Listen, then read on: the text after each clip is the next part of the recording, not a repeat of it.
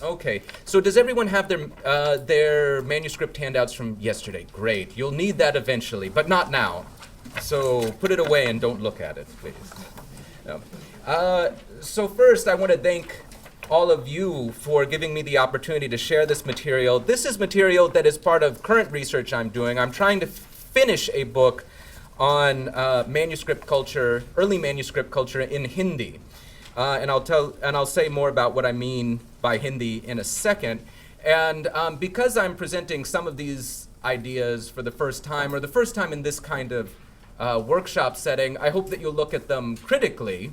And if something does not look right, that you will stop me and ask me why I am making such and such assertion or suggesting such and such connection. And feel free to challenge points. Also, because some of this is provisional and I'm just working on the book draft now, please don't go write it down and then publish it in the next year. Give me at least a year to publish this, okay? So, as the title suggests, this is an introduction to the paleography and, importantly, codicology, really the study of books, of manuscripts, of the Sufi romances in Hindavi. And I'm going to say what I mean by codicology, what I mean by Hindavi in a second. Now, this actually is, codicology is basically a term for the study of manuscript text artifacts. But in this case, it actually is a codex, or codex meaning a kitab proper, something that is bound.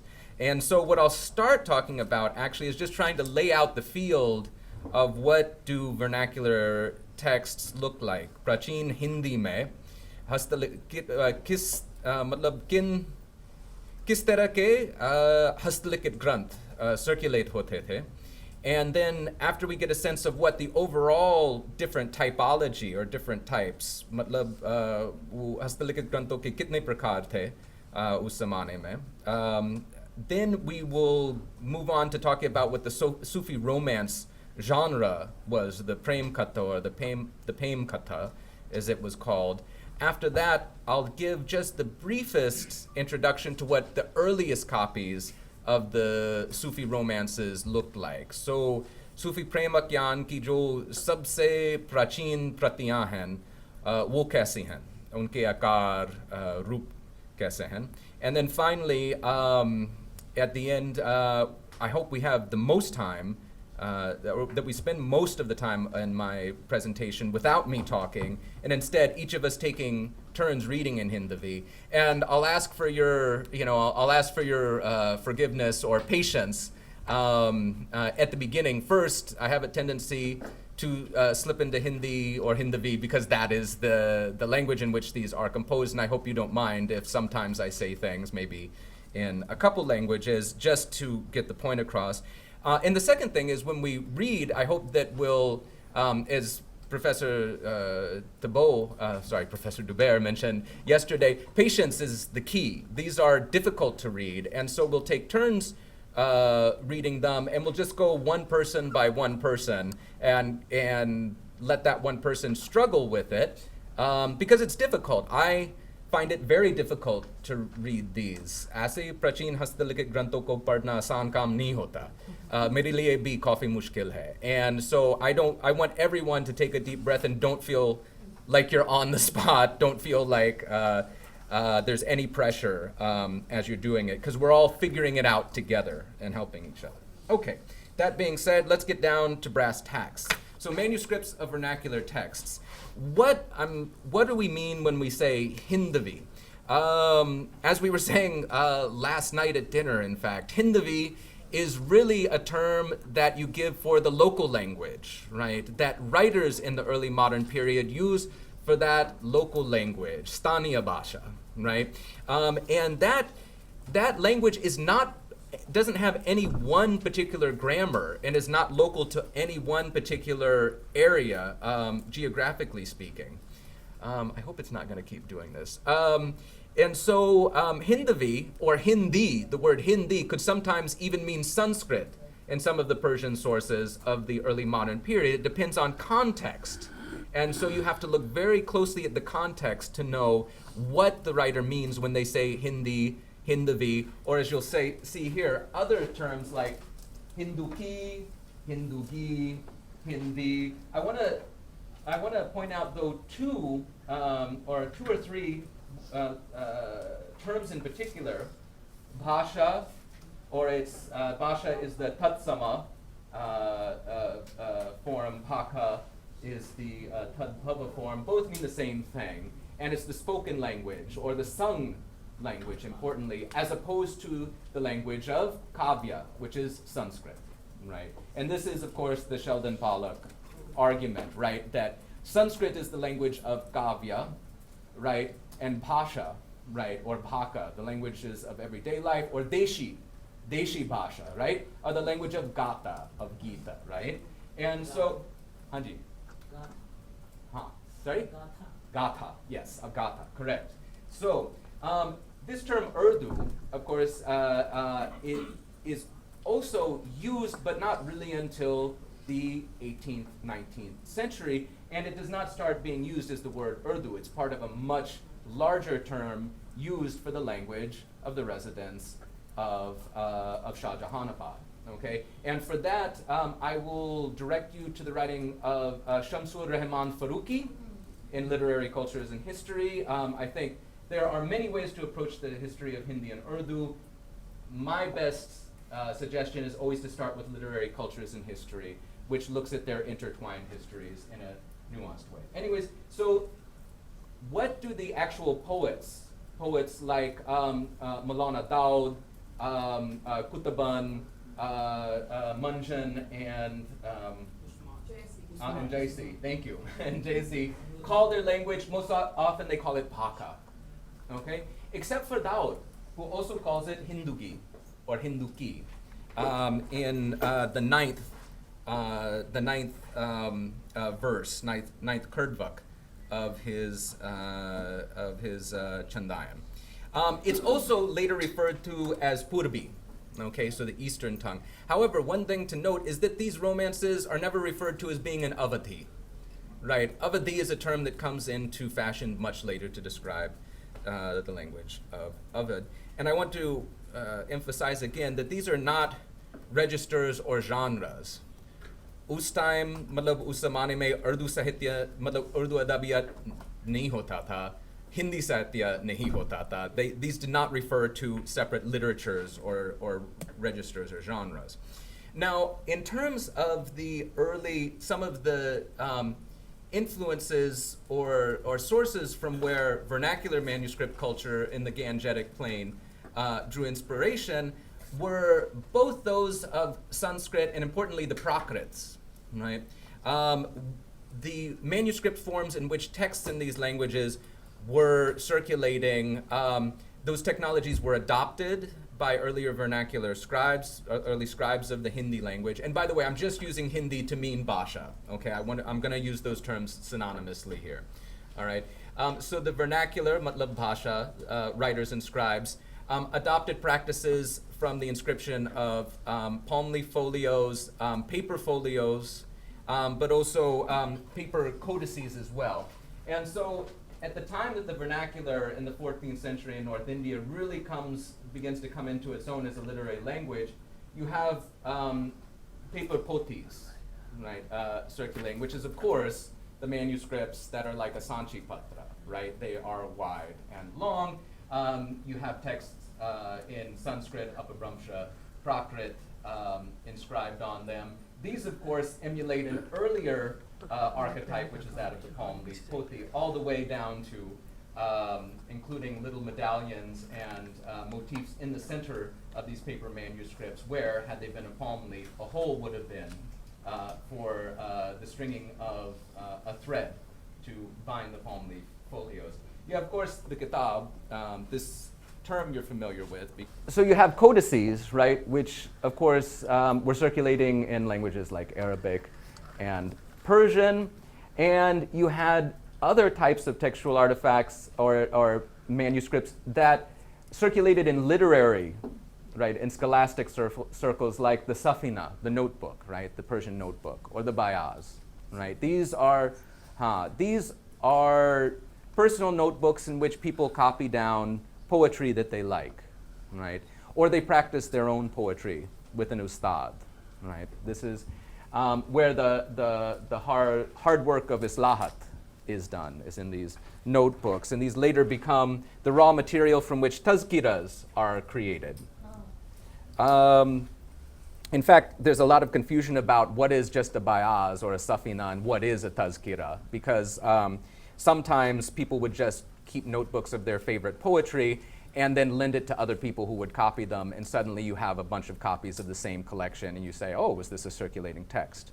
That's a tough question. If I were hard-pressed to create a typology of early vernacular manuscripts in Hindi, it would look like this. You have manuscripts, and this is not my terminology. These are the words that people writing in Hindi, writing in Bhasha, are using to describe the paper objects from which they're reading, reciting, teaching. One is the poti and the pustak, poti or pustak. And this is what they call the long, loose folios. All right? However, when it's bound, they often refer to it as a kitab, which would seem to make sense because the archetypes from which they're drawing are Persian and Arabic kitab. The Gupta, this term means a lot of things, all right? It means different things in different languages. Gujarati mein uska ek aur matlab hai, Rajasthani mein uska ek aur matlab hai. Matlab Braj Bhasha mein, Gupta usually means a small notebook, right, that you keep for yourself, not something you give to other people. It's what you keep. We can carry in the pocket. Exactly, bilkul. That's exactly it. And as for bayaz, this is the most common term for the notebooks that shagirds keep, right? Shagirds or ustads keep of their poetry within more Persianized literary circles in the 18th and the 19th century. Okay, so if we had to make a rough typology, that is what it would look like. And all of these are not airtight categories. A lot of these terms are can overlap, but they're not completely fluid. There's consistency. For example, in sources of the period, this would definitely be called a poti or a pustak, right? Because it looks like the type of loose folios that was called poti or pustak in Sanskrit. This is a copy of the Vairagya Shataka, which is a 1663 is a Braj Bhasha. It's a Hindi commentary on the Sanskrit Vairagya Shataka of Bhartrhari. This is, incidentally, a much later copy, copied in 1830. This would usually be called a kitab, and this is from the Dakkan, and it is a Ragmala text composed in the language of the Dakkan, which again, the problems of naming. It's the word that's used in the text itself for its language is Bhaka, right? But now we would tend to call this language Dakkani because it shows certain morphological and other grammatical features which allow us to locate the language of it to the Deccan. But you'll see that it is bound, right? It is clearly bound. It is clearly a codex. This is what a Gupta looks like. This is from the Bibliothèque Nationale de France. This is an probably most likely 18th century notebook in which someone just copied a lot of their favorite poems in Hindi, and you can see that you have the sacred syllable che che che che che che che written there. You have some other notes. You have you have a general lack of things like verse numbers or subject headings because you're not the person who was inscribing this most likely was inscribing it from themselves, not for someone else to be able to navigate. So you'll see there's no foliation or other things, other elements like that. This is actually from the Oriental Institute, and this is not a Bhasha manuscript, but I wanted to show how it's bound, right? You'll see that in the case of Gutkas, and this is actually important, that you just have what's called a saddle stitch. So you just stack a bunch of folios, as many as you want, you fold them over one time, and then idhar do teen shade karke, you take a sui and a daga, and you have what is called a saddle stitch.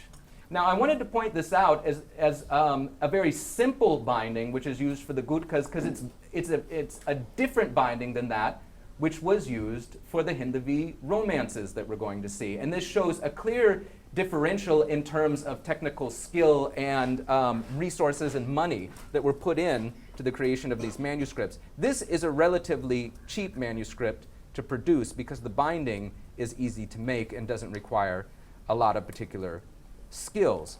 Now, one of the things that I'm arguing in this book, and feel free to push back on it today, is I think that there's something that really can be called vernacular manuscript culture. Now, I don't want to overuse this word vernacular, right?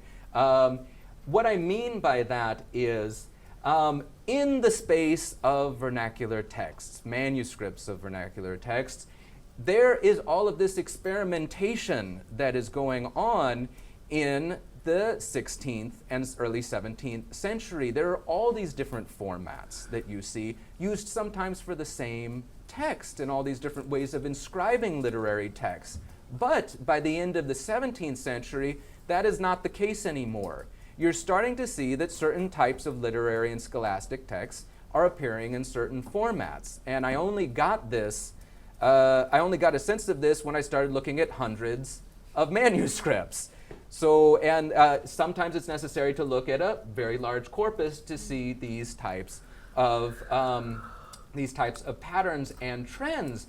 And so, not only is there, not only in the vernacular of Bhaka, of Hindi, do you see a mixture of terms used for different types of manuscripts, but you see a mixture of formats even in of themselves, which, for example, this, most codices that we're used to look like this. They are in portrait format, right? But in the 17th century, in Hindi, you have all sorts of formats which are in bound notebooks, right? You have folios that are this wide, but are bound in the codices, right? You have ones that are this same thing turned on their head in portrait format, and again, bound into codices, right? All sorts of experiments are being made with what you can do with a book. And because you have things like religious traditions that are actually trying to develop an idea of what is a holy scripture, they're experimenting with formats for writing, for actually inscribing these. So sampradayas like the Niranjani Sampradaya, the Dadu Panth, even I would argue the Gaudiya Sampradaya, right, with the translations of the Bhagavata Purana, and even the Sur Sagar, right? Not to mention Rajput kings in Jaipur, Jodhpur, Udaipur are their ateliers are trying out different formats to see, if we take this idea of a bound kitab, of a bound codex, right? And we take this idea of, you have these jadwal, these marginal lines and boxes, then what can we do with, say, the Devanagari script on all of that? And I'll show you a few examples of it at the end of the presentation, of what came out of this. So, okay, have to move faster here. So the Sufi Romance genre, what was it? It was actually called the Prem Katha, or the Prem Katha, simply the love narrative. And it had a thematic and a narrative structure based on the Persian Masnavi, na? So uski jo sanrachna thi, wo basically Masnavi ki sanrachna pe adharat thi. But usme kis chand ka prayog hota tha, right? This is the interesting thing. This is what's interesting to me is the narrative structure and a lot of the idea of the Masnavi as a genre is what influences the structure of the Prem Katha. But what is the prosodic structure of it? Well, it's composed in Indic meters, not those of Sanskrit, but those of Upper Brahmsha that come to it through Madhya Deshi. And if you want to know what Madhya Deshi is, I'll refer you to Imre Banga's article in Texts and Tradition in North India. In Imre Banga ne Madhya Deshi Bhasha pe bahut shandar article likha hai. And I have no personal interest in this. It's not like I'm the editor of that volume or anything like that. But I think it's a great volume. Is it available? And it's available for free, most importantly. So basically, it consists of Kardavaks, and this will become important later, right? What is a kardvak? A kardvak is like a stanza, and this idea again comes from Upabramsha via Madhyadeshi and Jain literature. The Jains are extremely important in popularizing this style. Within one kardvak, you have several chopai, right? And so what is a chopai? It's right. You have sola matras. You have 16 morai, right? 16 moras, right? And even though a chopai is supposed to be 4, right? It's supposed to be 4 hemistitches, right? It's actually people treat it as if it were 2, right? So a poem which is 2 lines long, each line of which is 16 moras, right? At the end of it, though, no matter how many chopai you have to end in a doha, right? And of course, anyone who's familiar with this knows that the most famous work, arguably, of Hindi literature is also based on this structure, and that is, of course, the Ramcharitmanas, of course, which before it was in the Ramcharitmanas, much earlier, this form was pioneered by the Sufis with the Prem Katha, right? And if you want to read about that, then Thomas de Brown has a great set of articles about similarities between the Ramcharitmanas and the Sufi Prem Katha. In any case, all of this is experienced through the aesthetic ideology of rasa, right? So anyone who's listening to this Prem Katha is supposed to be listening for rasa and is supposed to be, well, I'll explain how it works. On the one hand, the narrative structure of it and the introduction you read from Bell and Waitman will make this clear. It works as an allegory. Nayak jo hai, wo soul hai, atma hai, right? And Nayika jo hai, Paramatma. Of course, these terms Paramatma sound a little bit strange. Let's say Allah. Let's say the individual Sufi Shagird, right? And Allah. And it gets much more complicated because there are different parts, different characters stand in for different parts of the soul. Different parts of the narrative stand in for different maqams, different parts of the Sufi's journey, different levels that they attain. But it's not simply supposed to be read as an allegory. It's supposed to be read so that you feel love, right? It's pointless unless the listener actually feels love, feels prem rasa as they're listening to it, okay? And so it's important to remember that the oral, right, the sonic expression of this is what's important to at the end, because in fact, Munjan, who writes the Madhumalati in 1554, writes about this specifically. कि आप उसको ध्यान मेरी काव्य को ध्यान से सुने, right? He doesn't say read it. He says listen carefully to it, right? And make sure that you get the akar mat tuto, mat todo. Right? Don't break my aksharas. Don't get the syllables wrong. You need to recite it properly in order for the correct ras to be conveyed. And the important thing to remember is that everyone loved these. All right? It was performed in, these were generally composed under the patronage of local Islamicate rulers. These were generally ministers for the ruling sultan of the time, most of whom were Afghan sultans, incidentally. But they were also enjoyed at Rajput courts, at which we find copies in places like Fatehpur and Jaipur. They were enjoyed at Sufi hospices, obviously. We know that Abdul Qudus Gangohi actually translated the first Hindi Premakyan, the first Prem Katha, the Chen Dyan, into Persian so he could use it in his sermons. And then finally, it was used in private gatherings, as we know, thanks to Banarsidas, thank you, the Jain merchant, who even when he was broke, went and borrowed some copies of these.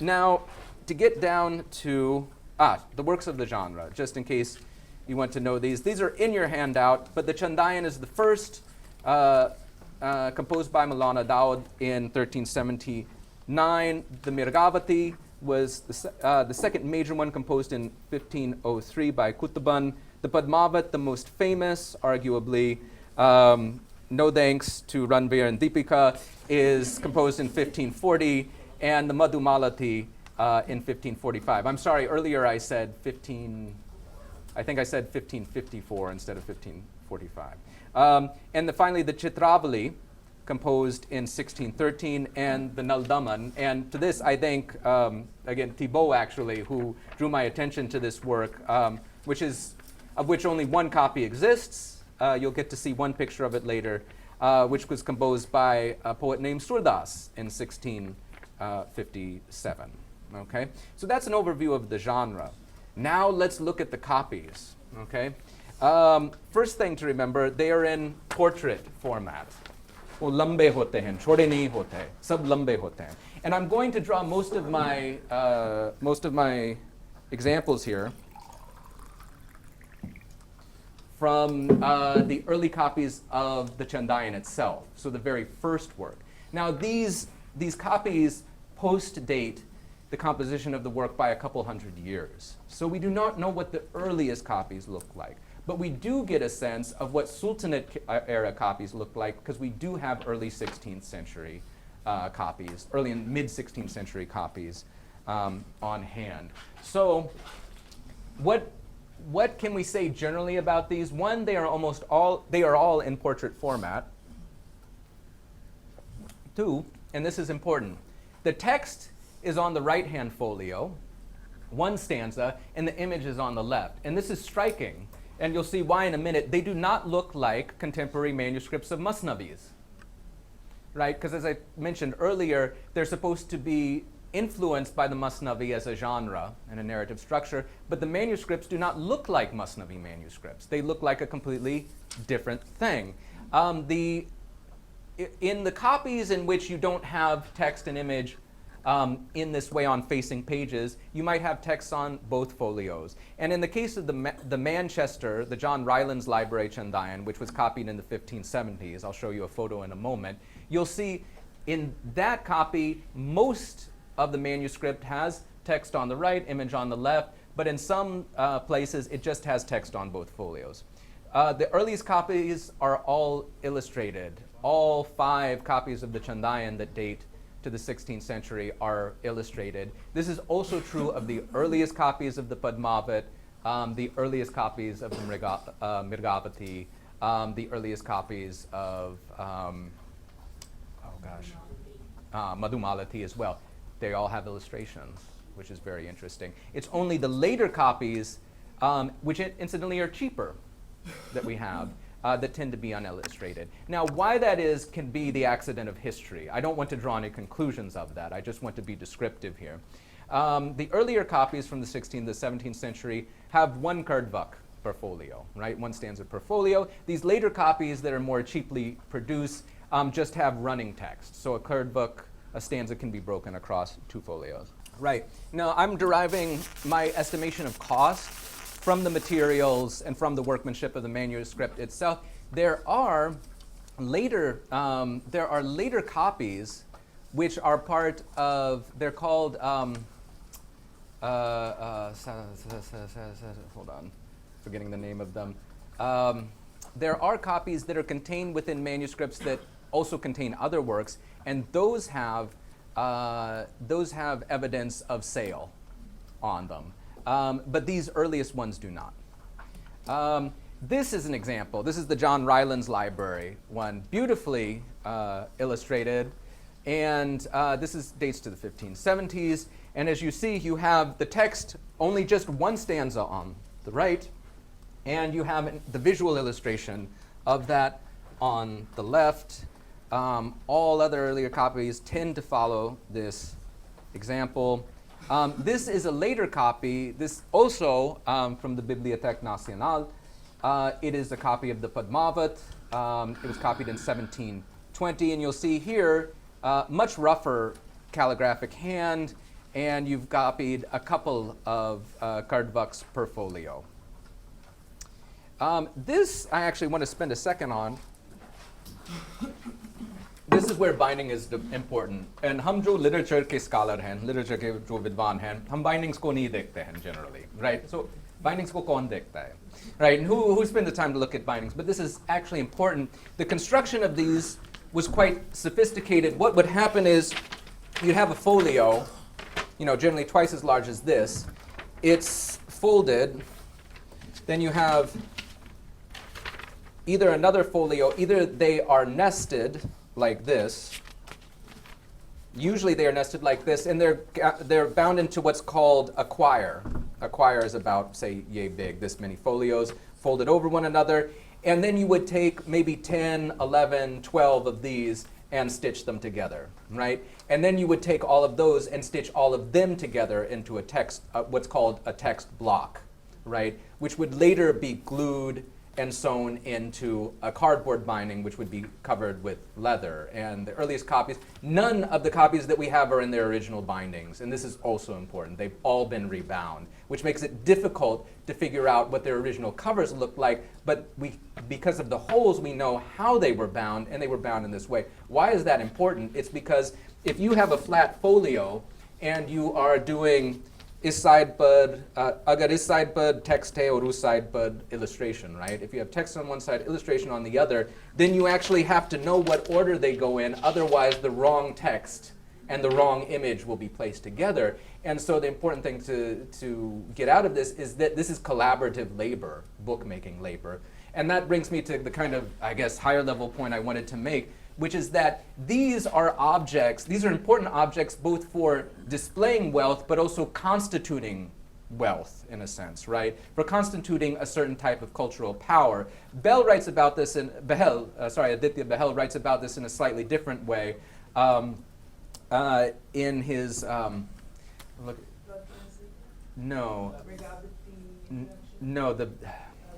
Windy, Love Subtle Magic, thank you.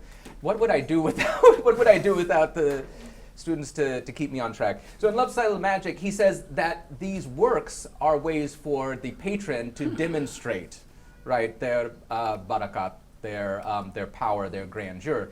I would extend that argument to say the copies of them, right, are opportunities for the patrons who commission these copies to demonstrate not only their cultivation, their connoisseurship, right, their sehredeta, right, their appreciation for adabiyat, right, but also once those things left their hands and circulated into other people's hands, they continued to carry that aura. And the reason, I'll get back to the other bindings in a second. Actually, I can just say that.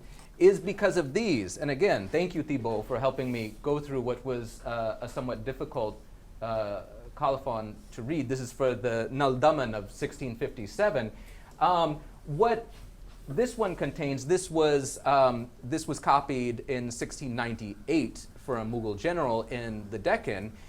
Half of it, as I found out, this is why I was finding it so difficult to read, and then Thibault read it with such elegance and beauty, and I said, oh, that's why it's so hard, because the first half of it is nothing but praise for the patron who commissioned it, right? But then this thing, in a way, is a mohar of its own, right? It carries the stamp of the patron who created it, and it's clear that this copy circulated in at least a couple other hands before it made its way into the Chhatrapati Shivaji, erstwhile Prince of Wales Museum. And so it continues to circulate as proof of a patron's greatness long after the patron has ceased to own it. Okay. All right. How are we doing time-wise? Oh, we're doing fine time-wise. Okay. So let's take a look at orthography. This is where things get a little sticky. It's clear that the earliest copies of all of the Premakyans were in the Arabic script. All right. Mata Prasad Gupta ne apne iske khilaf apni rai rakhi hai. Unfortunately, the majority of evidence is that they were all composed by people who were literate in Persian, right? And it's clear that the earliest copies were all copied by people who were Persian scribes, sometimes with varying levels of comfort, inscribing the vernacular in the Perso-Arabic script. Now, later copies are also found. They're falso-wound. That's interesting. They are scribal error. Sorry. Are also found in Devanagari and Kethi scripts, which is why I gave you that Kethi. I'm sure all of you know Kethi perfectly now, right? Aap sabko aati hai na Kethi? Perfectly. It's a joke. Don't worry. All right. Common orthographical phenomena to remember. with these Arabic script copies. Bay and Pei are both noted by one nukta. Okay, this is the toughest thing, I think, that most people who are starting to read them encounter. Second, nun, as in, we'll get to it, I'll show you. The nun with the nukta in the middle is used for vowel nasalization most of the time, okay, as a final at the end. And this can create some confusion, especially if you're trying to figure out the meter, the chand, which is extremely important. Kaf, you have the muara and the mashkula, or what's also known as the mashkuka. Sorry, I do not know Arabic, and so my pronunciation is terrible. And the kaf, mabsuta. All of these forms of kaf are used, okay? And it's, the difficulty, we were talking about this yesterday, of seeing, is there a system to it? I have not been able to figure out, in the case of kaf, right, what the system is. I've ruled out the possibility that these different strokes are used to denote, say, a gaf versus a kaf. That's not it. So maybe you can throw some light on it, the Persian danan of the group. The ya, right, this ya, is used both for the long e and for a. And finally, nukte may be used both with the ye, with this ya and this ya or ye to distinguish different vowels. And I'll give you an example of it in a moment. You're going to love it. Finally, vocalization. Vocalization is minimal in early manuscripts, but that does not mean it's not there. Okay? This is false that it's missing. And in fact, I hope that by doing it together, we can help tease out in the examples some of the methods that early scribes invented for showing, for representing vernacular phonology and maybe even things like case endings in writing. Finally, vocalization is more common in later manuscripts, okay? And vocalization, this is something to remember if you're going to go out there and look at these manuscripts, may have been added later. And I'll give you some examples of that. This is from the Government Museum and Art Gallery in Chandigarh. This is the copy of the Dyan that's kept there. Half of this is again one of those sad stories of partition. At partition, the Lahore Museum essentially cut this collection of the manuscript copies in half. Half of the folios were given to the Lahore Museum and the other half were given to the museum in Chandigarh. Of the same manuscript, so no one has access to all of the folios and they cannot be seen at the same time. So the Chandigarh Museum was extremely kind in letting me collect some scans of that and actually look at the original copies. That's the thing I'm happy to do. Whatever I'm showing you pictures of, I want to thank all of the museums for letting me see these in person, in situ, because it really makes a tremendous difference.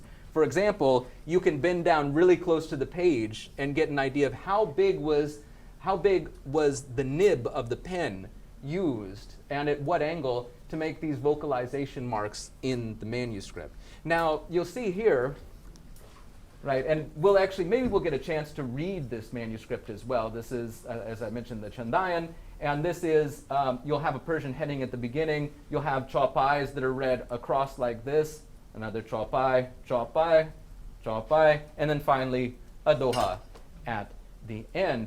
In this case, well, we'll talk about inks later. The use of ink is primarily decorative, even though these vocalization marks are made in a different ink. It's not clear that they were made later, right? It is sometimes the case that the vocalization marks are added in a different colored ink, so you want to be careful about drawing conclusions too fast. However, this is something fascinating about this manuscript is that it also has marginal notes in Devanagari and in Kaiti character. And this layout is used throughout? Is used throughout. Wow. Yeah, and there's actually one more that there's another copy that was clearly made in a different place and time, also in the same century, but clearly not the same patron, which also follows this layout. The calligraphy in the 16th and early 17th centuries, they're all variants of the Nusk script, all right? So they're not like the Nastaliq, right, of, say, the Urdu of the 19th and 20th centuries. However, they reflect the influence of Talik and Nastalik, right?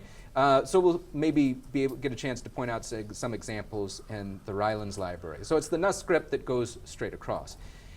Polychromatic inks, अलग अलग रंग की स्याही भी use हुई कुछ copies में, but इसका कोई खास तात्पर्य नहीं है, in the sense that it's not clear, or ये उसका मतलब उसका purpose साफ नहीं है. It's not clear what the use of different inks was for in a copy like the Manchester Chen Dyan, which I'll show you again. I'll just go back here.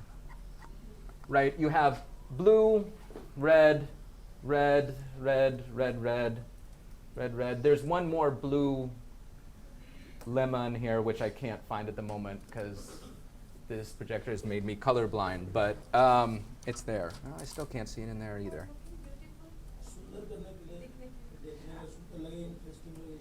हाँ नहीं, definitely सुंदर बनाने के लिए, definitely. Or I should mention that the paratexts, right, जो Persian paratexts हैं, जो फारसी में लिखा गया है, वो red ink में लिखा गया है, right? But that does not explain why, like a word like this, gari, ya churdi, right? In this case, churdi. Why are these red? Huh? This is also anupras in all cases, right? Yeah, Idhar bhi anupras hai. That's what I was thinking. I'll show you some more of this folios of this, and if that would be great. Amar Kadamji at the San Francisco Museum of Art looked at it for a dissertation, and she looked at a bunch, and she couldn't make head or tails. One thing's ruled out: they're not highlighting grammatical forms, and I mean even their substantives, verbs, postpositions, you know, finals. Right.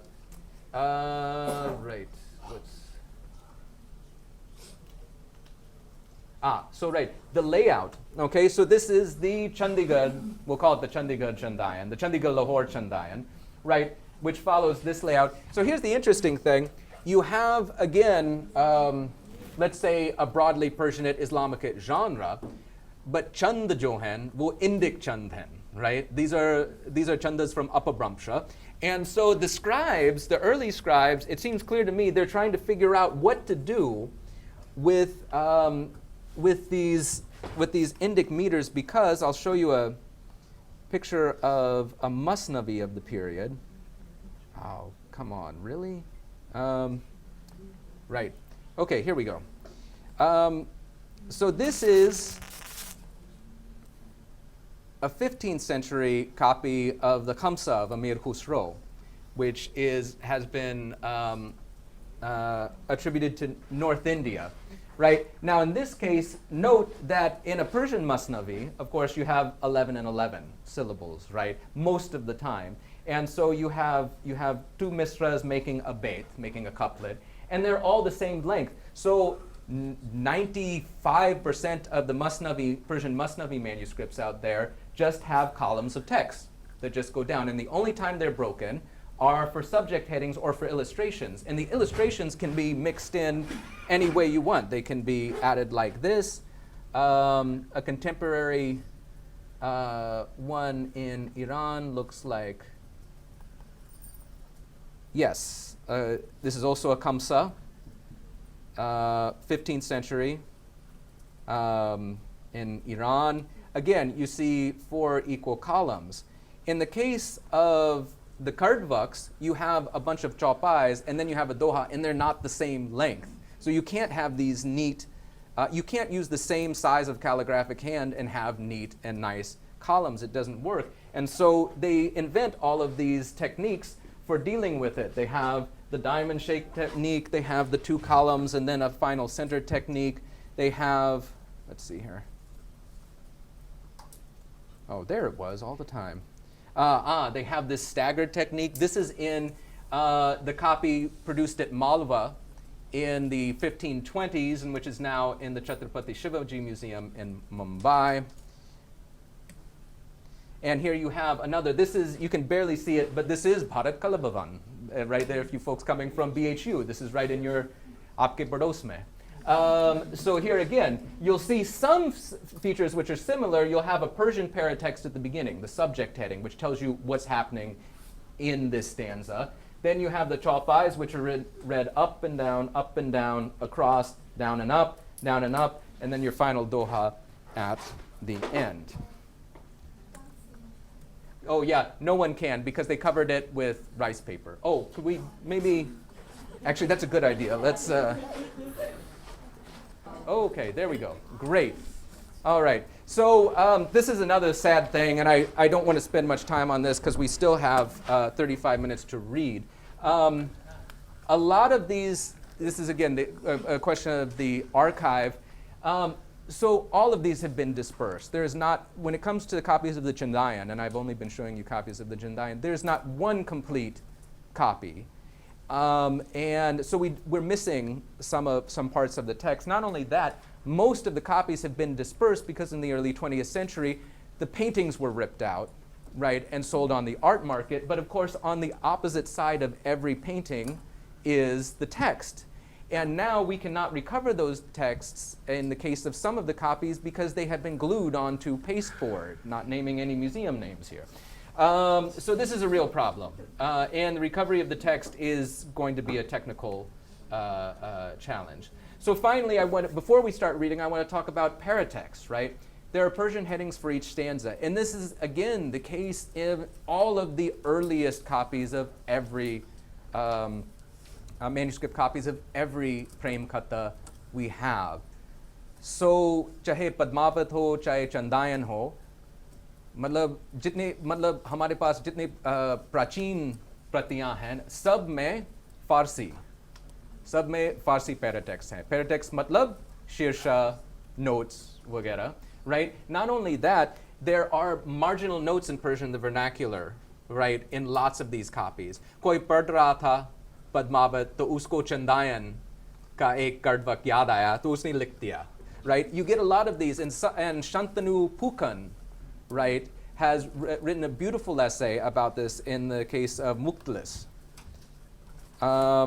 Sorry. This is a copy I was looking at not long ago in the A.C. Joshi Library in Chandigarh at Punjab University. So it's lost its binding, but it's more or less complete. This Padmavat is contained in a manuscript with at least 4 other works and a bunch of notes here and there. This is an 18th century copy. This right here, if you can see it, is the Padmavat, and everything else is notes to the extent that the owner also pasted in pieces of paper and continued to write notes, pieces of pieces of poetry and so on and so forth. On these papers. And there are several folios like this in that manuscript. So someone was talking about palimpsests. Yesterday, I wouldn't call this a palimpsest, but I would call it a record, a reader's record, a record of reading. So finally, okay, let's actually try our hand at this. Please break out the Rylands copy, this on your handout. And I realize I spoke too long, and I'm sorry about that, so we'll try to read as much as we can. Right, okay. So it's about 3 pages into your handout, it looks like this. So go ahead. Oh, sorry, yes. Looks like. So it's this folio right here. You can actually view this entire manuscript online at the John Rylands Library website. So has everybody turned to it? Okay. So we're going to read it very slow. And because I cannot understand 10 people speaking at once, let's just do it one at a time. So we'll take turns. Who is someone who wants to practice their Persian?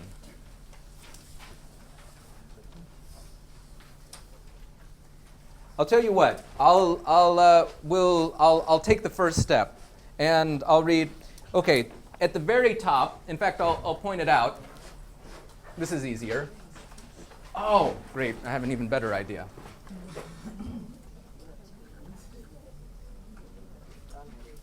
Yes. This is about when the hero of the story, whose name... Okay, great. So, whose name is Lorik, has just helped his friend, a king, Meher, defeat an enemy in battle. And he is returning to the city of Govar, right? And so you can see him here. He's eating a piece of pan, a leaf of pan. He's got a chamvardar who's fanning him. And look up here, you've got, this is Chanda, who is seeing him for the first time. So this is the first time the heroine is seeing the heroine. It's got extreme romantic tension. And he is walking in this victory procession. It's a great moment. It's frozen there.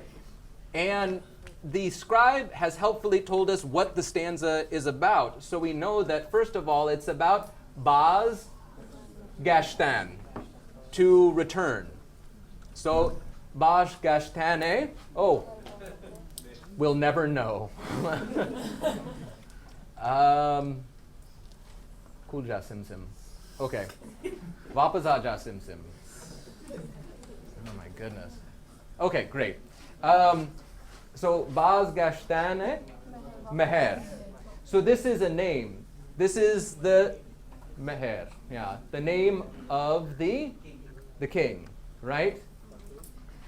This nukta ba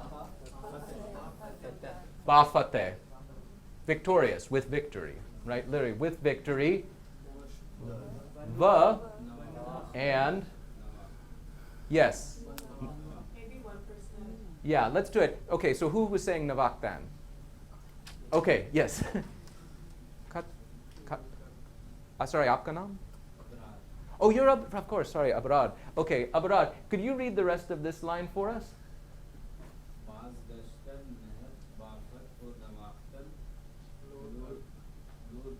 Loraka. Uh-huh. Lorik.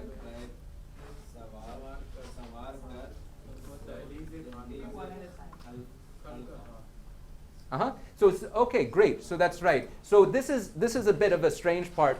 So if we take this to be a re, then we get Lorek Ra Rao.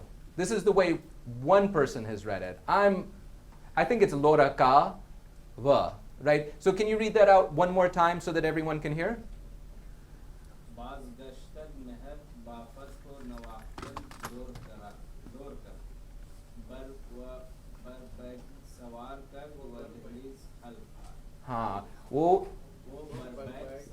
Bed. Okay, here's, right, so, oh, sorry, yeah, one last time, this time with the microphone, thank you. Baz Gashtan Meher Baz Gashtan Meher Bafat ho Nawaktan Lor Kar Wa Barbeg Sawar Kart Wa Dehliz Khal Kaha. So almost, that was great, thank you. So we have the return of Meher with victory and the Navaktane. Navaktan?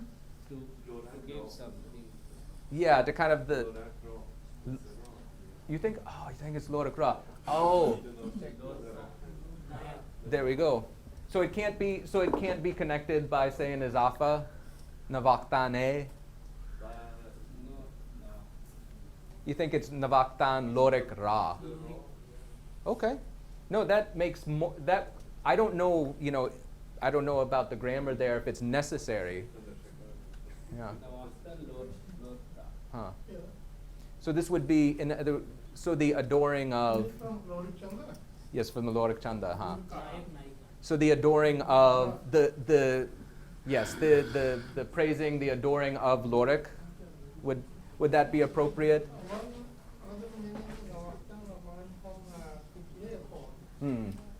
Also, honor. Yes, there we go. The honoring of.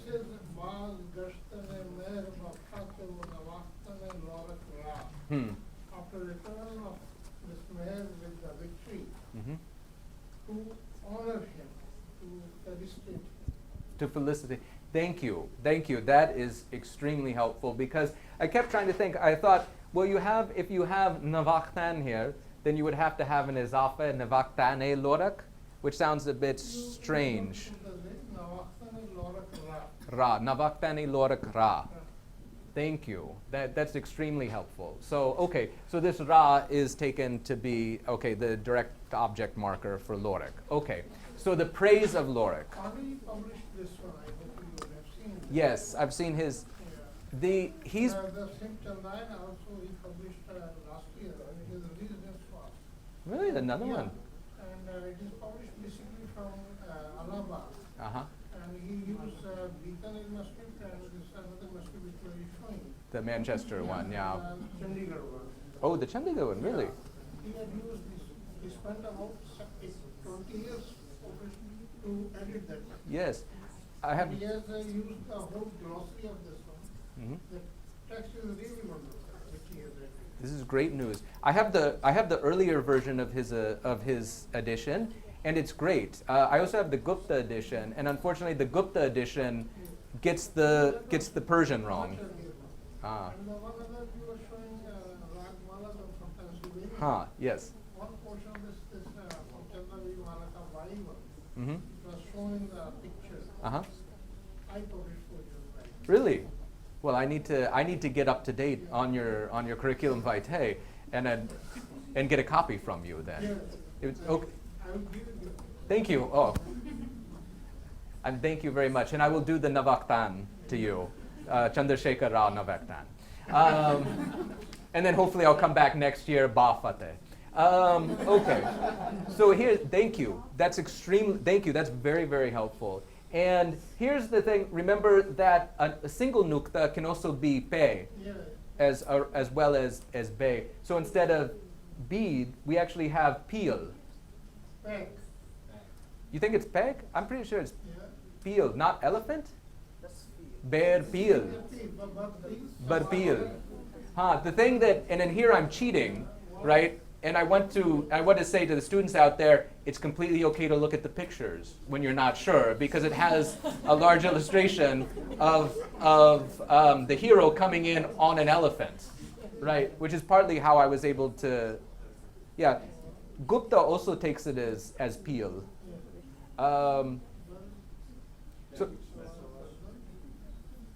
So after that we have savar, so riding on an elephant, right?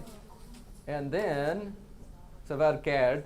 Savar kaird, this is strange. So see where the cursor is kept. This is idiosyncratic. This is a dal with a noon. So this nukta goes with that, and we'll see later further down. So this is kairdan wa, and then we're dide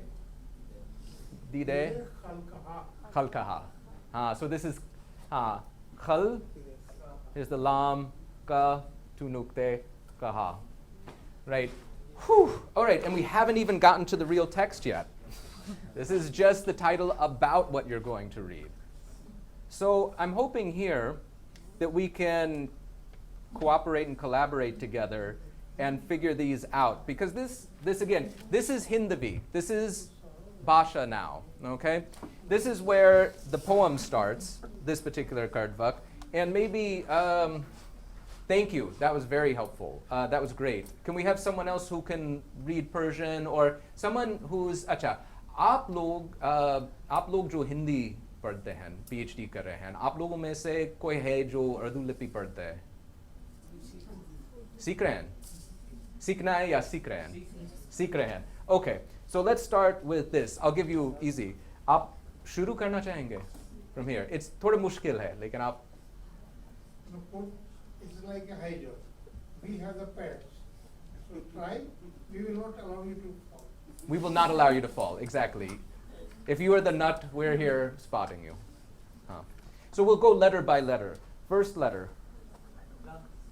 Main aim. Whoa. Let's let the man try. So this letter looks like?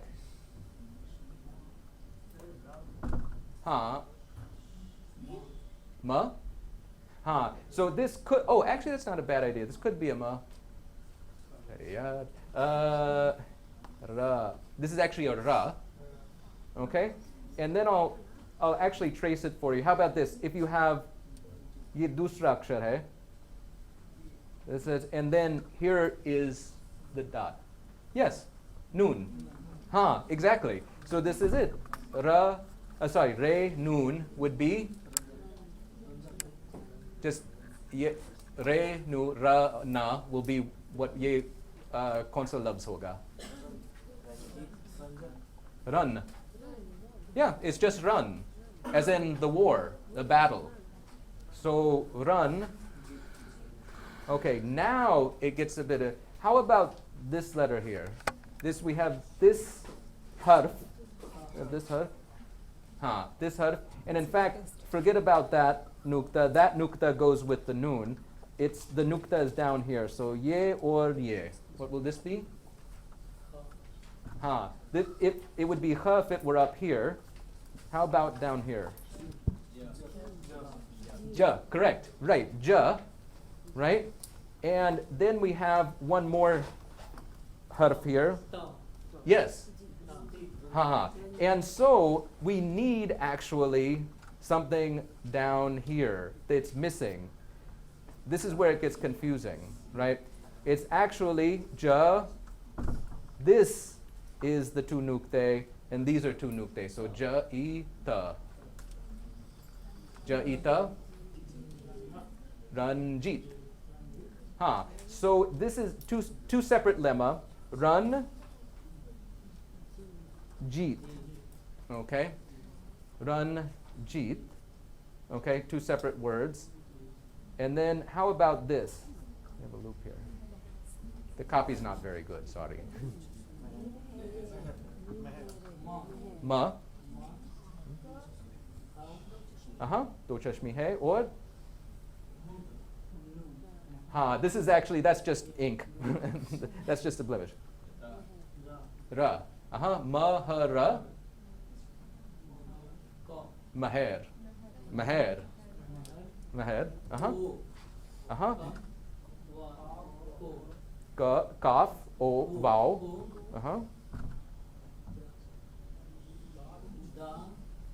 These are actually the same. Ye dono vowel hai. Ek second. So we have what looks like a kaf. We have a vowel. Ye bhi vowel hai. So, so if this is, agar ye o hai, to ye va hoga, right? O, va, then you have it right. This is ra, right? Okay. Yahan ruk jaiye. So we have what looks like a kaf, a vowel, and a re. Ko, vad. Kolvad? That doesn't sound right, but where does Meher live? What city are they coming into? Govar. Govar, right. So the Sheher ka naam hai. So this is the name of the city. And so now you realize, this is point number 2, the kafs and gafs look exactly the same, right? All right, so this is a gaf. So govar, right? Now, ab tak aasan tha. Ab mushkil ho jayega. Now it's going to get tough. We have a stroke, teen nukte. Sha.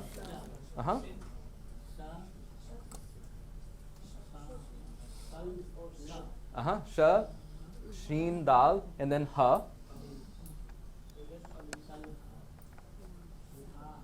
Ha, yes. Not dal, but?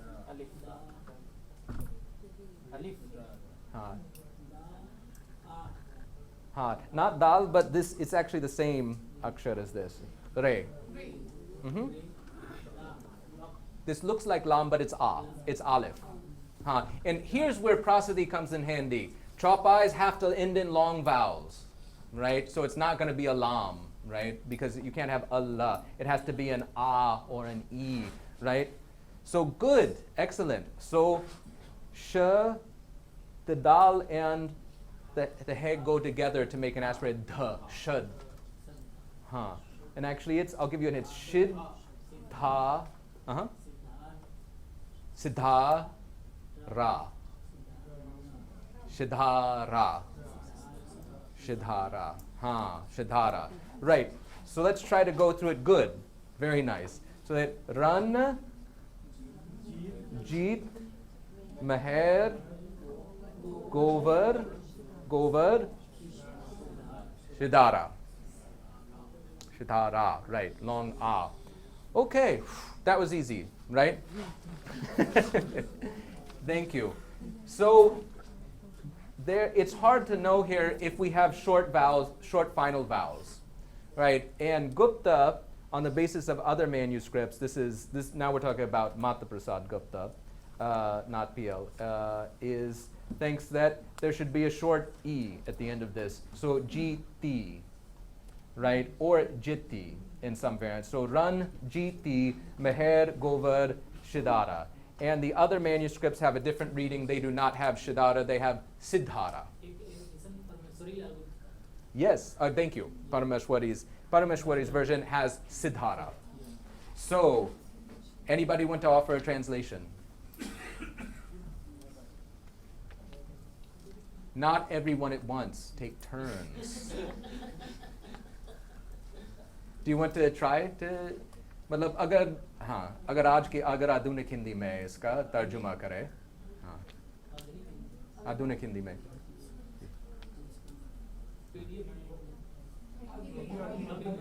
अभी नहीं. Okay, ठीक है. Why don't we do the other hemistich? Let's do the other misra. Okay. This will be. Let's take turns. Thank you. It's tough. Next.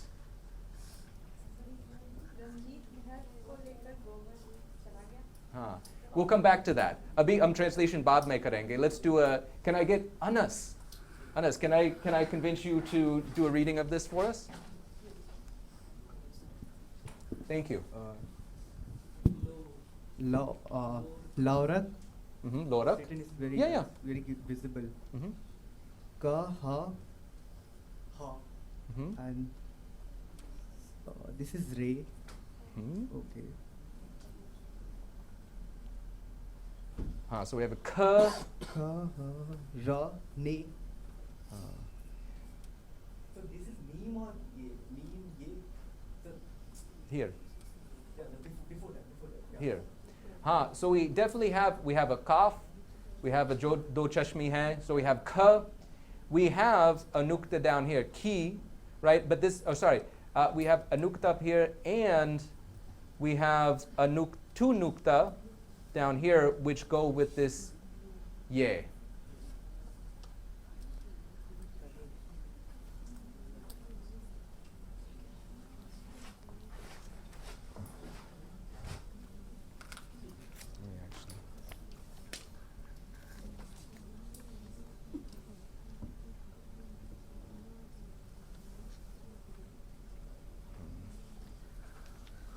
So lorak. So what we have is kaf, do chashmi ka. We have then these two nukte, so it must be a te, khatta. Then we have a re, and then we have this ye here. Ye. Now here's the funny thing about the ye's is that when you have two nukta below them, it needs to be read as a long e. So we have khatri. Khatri. Okay. So what? Lora khatri. Okay, Lord. Ha. Then de, ye, re. What I'm getting? De or ye, re. Yeah, I should start using this thing. So is everybody following? We have lorak, khatre, be, imat, be, e. So bir.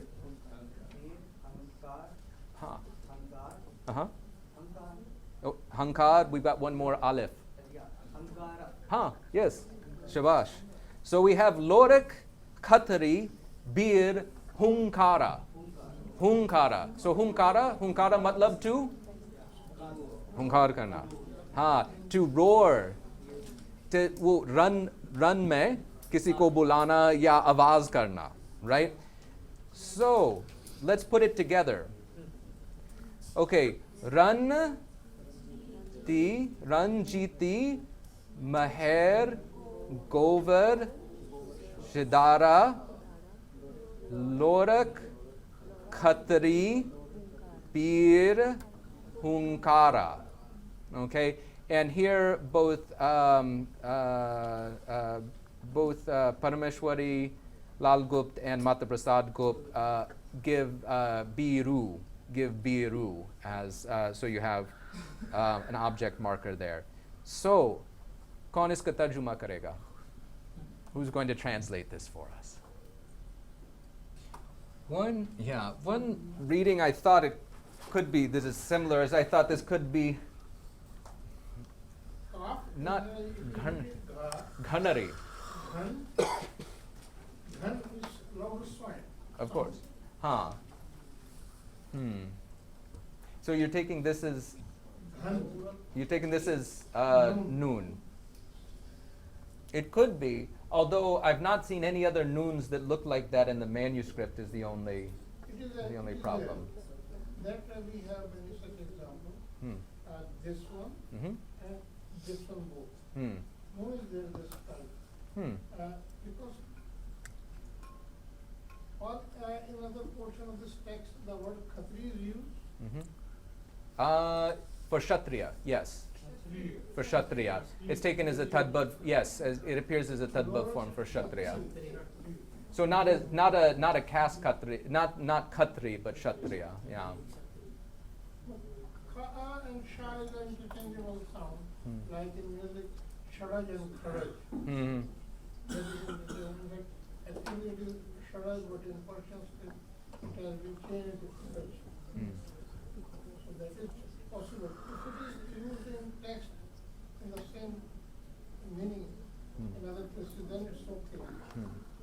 But it can have this kind of a reading also. I don't know what Mr. Gupta has or Mr. Pandey has done in text. Yeah, Gupta gives Khatri for attested in a couple other manuscripts. Parameshwari Lal, I don't remember. I'd have to see. That's a good question. No, I like Ghani more. I like that for meaning more, but. With the battlefield sound. Huh. Hunkar, Ghan are the words from the same. Right.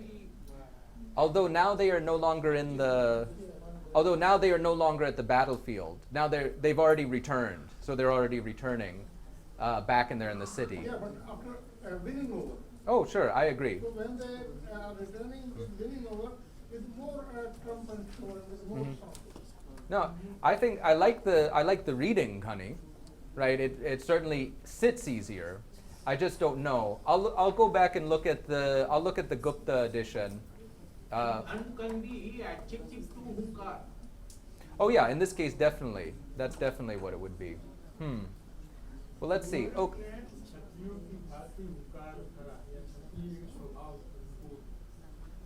Well, okay. So, if it's Khatri, agar ye Khatri hai, so it's definitely modifying Lorak. So Lorak Khatri, Lorak Kshatriya, right? Or do you think it's a subject?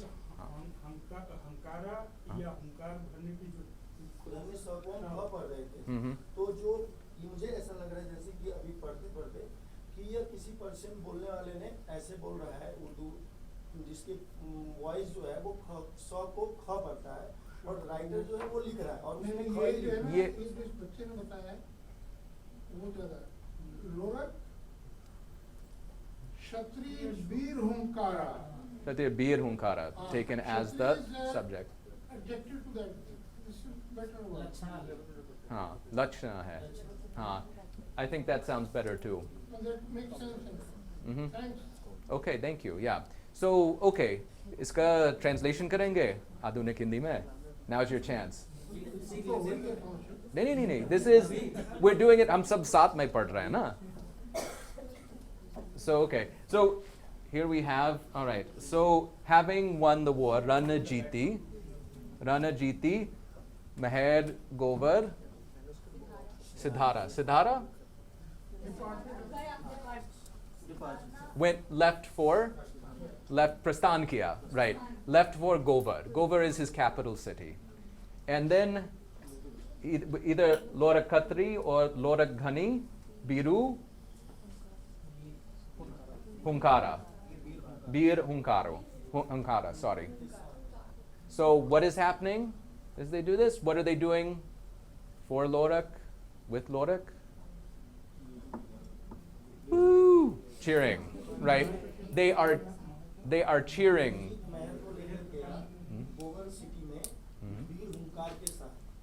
Uh-huh. And what is the Hunkara?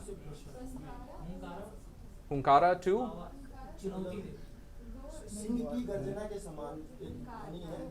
That's a bit closer, right? They are making, this is about making noise, right? This is about making a big noise for the heroes of the war, right? So this is about sound. This is about creating a sound. Since we're almost out of time, okay, first of all, this was great. This was very good. Thank you. This helped clear up a few things for me, and I have lots of questions, especially for Professor Chandrasekhar. But I'll save my questions for later. I want to switch gears to a copy of the Padmavat because, as I mentioned, there are later copies of these manuscripts. Here we'll look at, right. Like this later Devanagari copy, which is kept in the Library of Congress. This is Nagmati. This is Ratan Sen's first wife, who you don't hear so much about in some retellings, but she's actually quite important. If you turn to this page in your handout,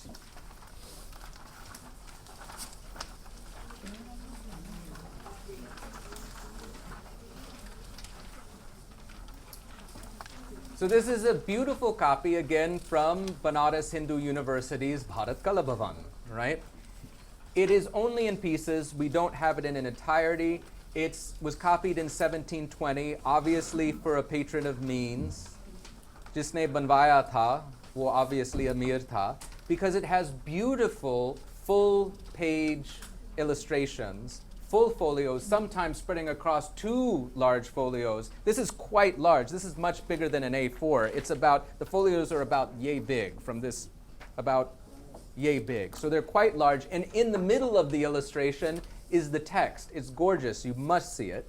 Actually, you can't. It's really impossible to get access to it. But I was able to, and I brought you this, this scan. And I wanted to show you, this is copied in Kheti Lipi, in Kheti script. And of course, we all know, we all grew up hearing that Kheti was a merchant script, right? It's just for taking notes. Wrong. It is not just for taking notes. You have here what was considered one of the finest pieces of literature in the vernacular at the time, and it is copied in a very expensive manuscript in Kheti script. So now that we have all practiced Kheti Lipi, we have just 2 minutes to practice the first line, and I'll give you a hint. This is Nagmati, right? This is Ratan Sen's first wife, who is alone because Ratan Sen has gone to Lanka to win Padmini. Now she is rolling around in the night, as you can tell from the dark colors in the background here, and she's roaming in the gardens at night, and she's waking up all the birds, and so a bird begins speaking to her, right? This is the setting of the Vira Bhav, right? This is the setting in which the pain of longing, of the pain of separation, is expressed. And we had someone, yes, who yelled out. So you get to go first. Yes, if you could start reading the first line for us. Piri, piri. Piri, piri, not firi, firi. Piri, piri. हाँ रोई कोई न डोला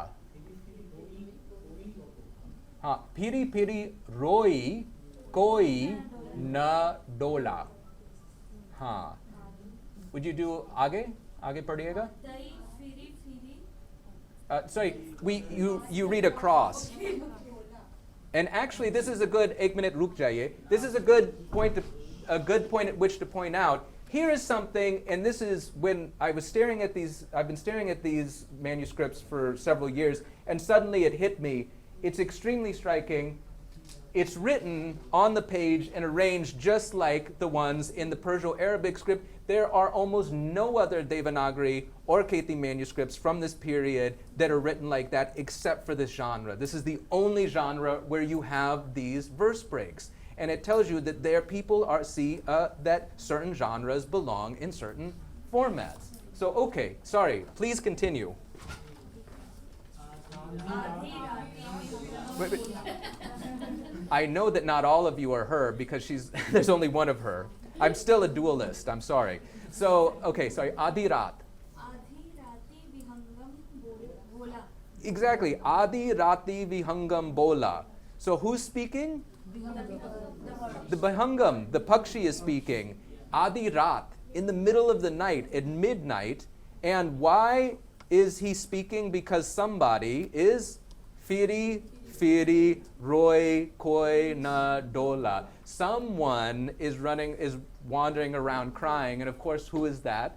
That is Nagmati, who has awoken the birds. We have time for one more line. Can someone else give a try? Naveen Saab, please.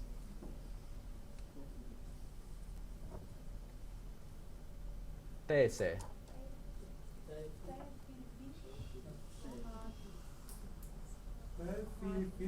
Mm-hmm.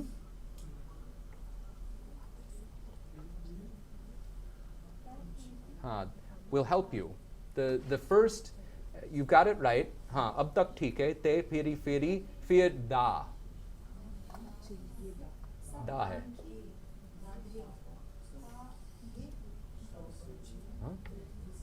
Let's do it together.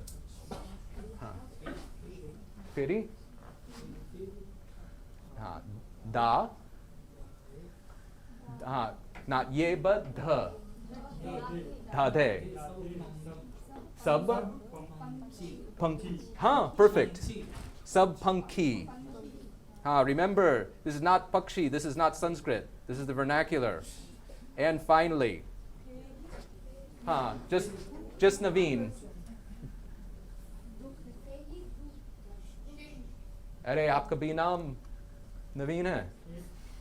Just kidding. So not Fehi, but Kehi. Kehi?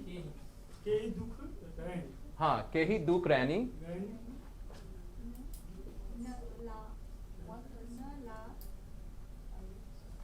Na. We've got na here. Then this is hard to see. This is a la. Na la.